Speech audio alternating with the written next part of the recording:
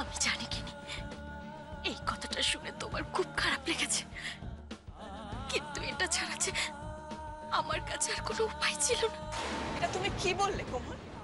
আমার জন্য তুমি নিজের সন্তানকে কষ্ট দিচ্ছ? এটা তো কোন রূপ? এত নীতিবাগীশ হয়ে গেলি কেন?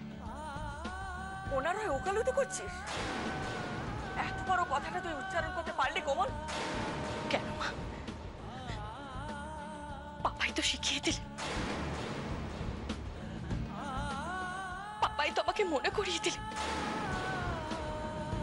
পাপা যেখানে এই কথাগুলো বলছে সেখানে আমি কোন সাহসে কিনি চিনি পিচকুকে নিজের ছেলে মেয়ে বলবো মা?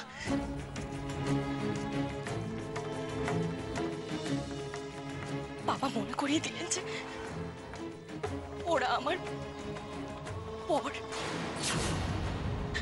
আর যদি এখানে চিনি পিচকু থাকতো ওরা নিজের কানে সত্যিটা শুনতে পারত। কোমল, কোমল তুমি কি বলছো এসব? আমি আর কিছু বলছি না জয়মাসি, যা বলার বলা হয়ে গেছে। তাহলে তোমাকে আর কোনোদিন মা বলে ডাকবো না? দেখো না কিনি, সুরভা পিসি তুমি চলো এসো। আমার কথাটা শোনো।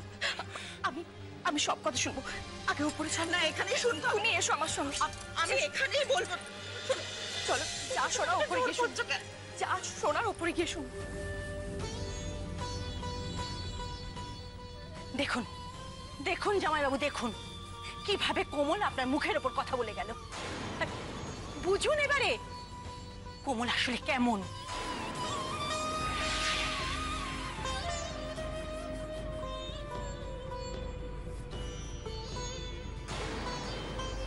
বেচারা গিনি, আহারে একটু আগে কোমলের হয়ে কত কথা বলছিল আমাদের বিরুদ্ধে গিয়ে, এখন এখন বেচারা কি কষ্টই পেল। নিশ্চয়ই এখন কেঁদে ভাসাচ্ছে। যাই আমি গিয়ে দেখে আসি। এতদিন বাদে কোমল একই কথা বললো। আমি তো নিজের কানকেও বিশ্বাস করতে পারছি না। ওকে ওকে এই কথাটাই বললো।